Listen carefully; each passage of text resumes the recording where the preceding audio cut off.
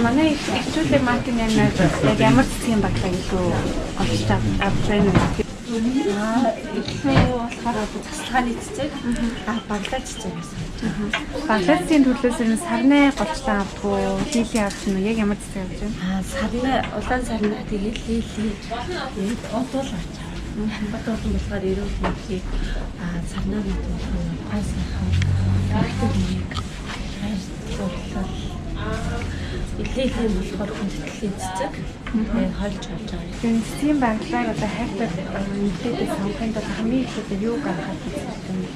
Баглаа бодлоо нөө цэцгийн өндрийн нөө цэцгийн тэгээл дөгөө баглаа бас гоё харагддаг шүү дээ. Одоо тэр хүн ямар цанхтай ямар нэг одоо зарим хүн улааны хүн дуртай эсвэл өнгөөрөө яг гадны талын баглаа өөрөө тийм ямар хөнгөлтэй ингээд байна.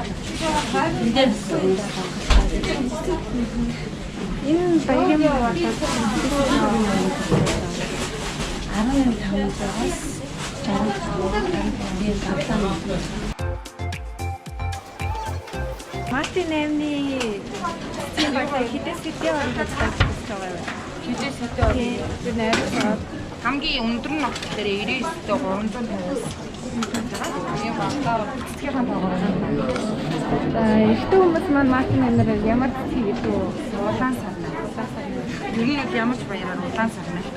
Улаан сарна чи хайрын цэцэг шүү. Тэгээ улаан сарна их бас тайвар өнгөс болоод мод тайвар өнгөс болоод их хаа. Хөө зараг юм. Одоо ер нь жижиг цэцэг бас юм маань бол маш их аач жаргалаа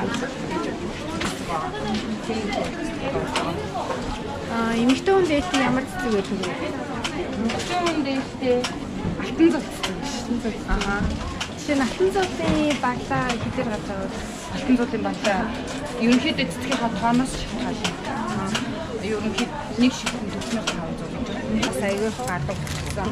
Одоо энэ 15 ширхтээ нь 75,000. Энэ болохоор 9 ширхтээ 55-аас 50 хооронд байгаа. Ерөнхийдөө энэ 15 ширхтээ бас 75 ширх. Ер нь төлхөө гардаг баглаанууд нь